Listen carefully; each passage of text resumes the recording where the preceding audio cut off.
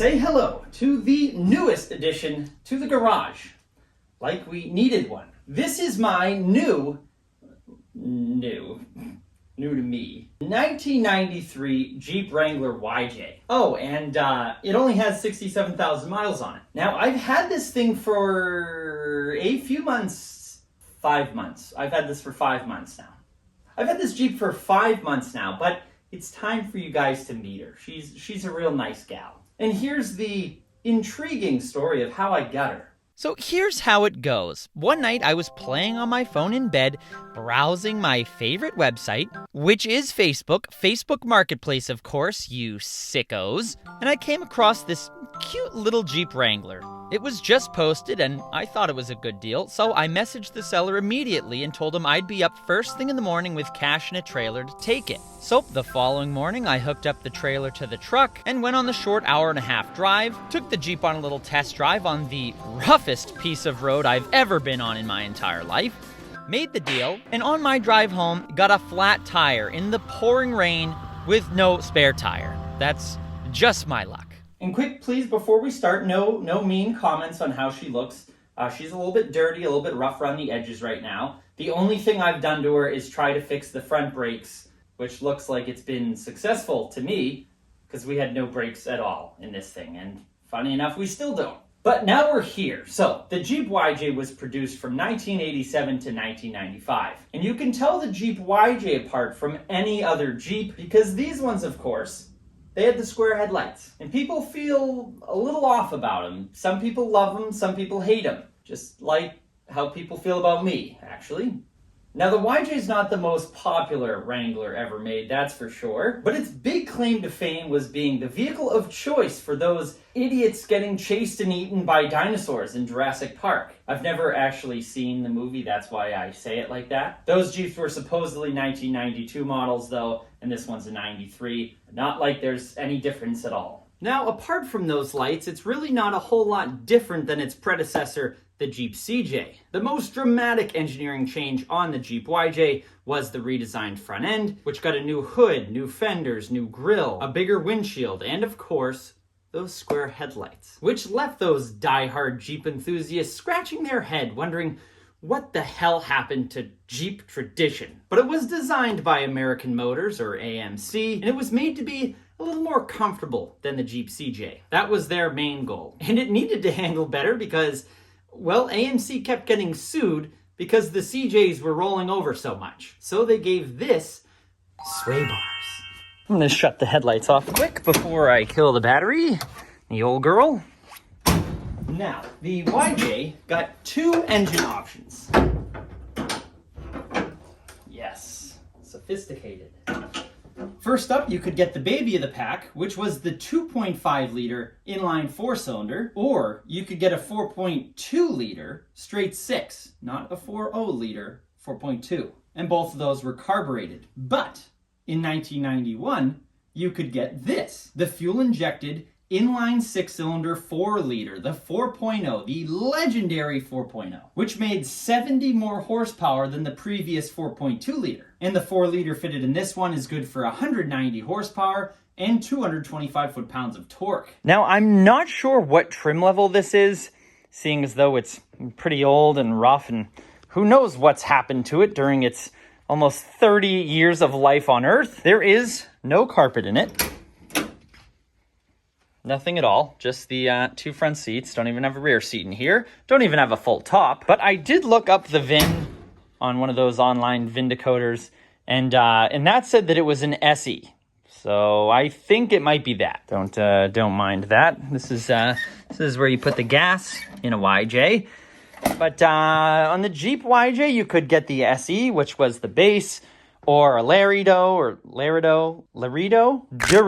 It must be Dorito. But that one had chrome. And there was, of course, the Sahara, but probably not. And the Sport. I'm thinking that this one is a base, is an SE. This is actually the second YJ I've ever had, but I'm thinking based on, well, what little there is to it, that it's a base model. Obviously, any decals that were there have faded into oblivion. But other than that, I mean, I'm sure this looks like an absolute turd to most people, but for New England Jeep, these things are usually Swiss cheese by now. But what I'm most surprised about is this. Come in here. The interior is actually in decent shape. I mean, the seats, which I think personally are so cool. This little leather vinyl insert up here with the Jeep logo across it. I really like that.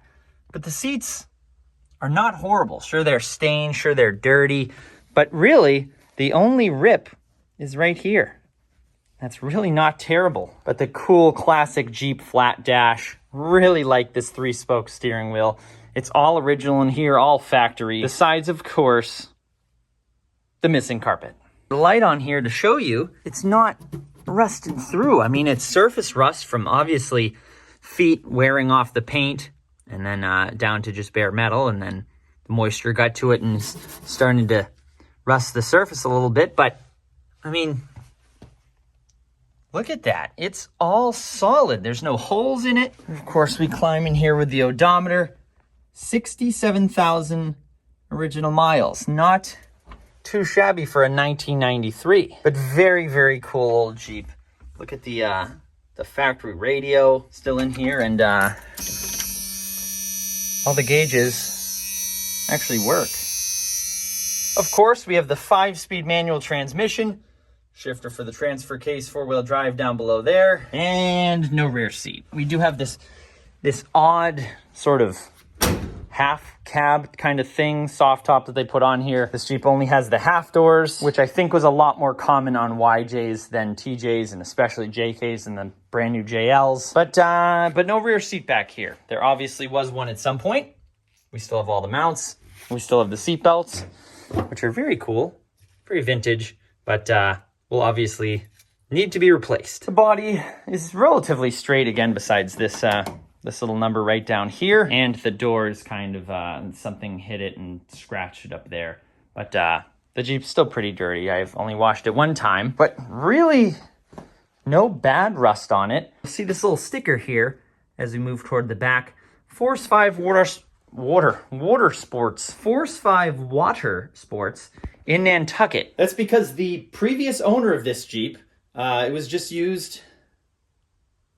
Hello, bicyclist who saw me talking to myself. The previous owner of this Jeep, it was like a second or third vehicle of theirs out on Nantucket. If you're not familiar with the area, I'm in New England in New Hampshire, and Nantucket is an island off the coast of Massachusetts. They have money out there. Now, I didn't go to Nantucket to buy this. I would have had to take the ferry and stuff, which is not that big of a deal, but I got it up in somewhere in northern New Hampshire. But it was just used as like a beach cruiser, which is what Jeeps are really, really good at. I love bringing mine out to Martha's Vineyard. I take mine on the ferry and go out there. But it's really cool. I love the vibe that this thing has. It's just cool. It's retro. Now the underside of this thing, I mean, look at that's all pretty straight. There's no real dents, no dings. Ooh, I just noticed that in this light. This looks like this might have had a banner across it at some point or something, maybe. I'm not sure. Let me know down in the comments if you guys think this might be something different than an SE. But just a little bit of bubbling going on there, and the clear coat on the hood and the top of the fenders is are pretty well gone, pretty well baked from sitting on the nice beaches of Nantucket. But the underside of this thing, there's one soft spot, and that's it. The rest of it, it's all original metal. And there, now you can see. All original metal. The floors are in good shape. That's the drain hole. A little scaling in some areas, a little surface rust, but the frame hasn't been patched.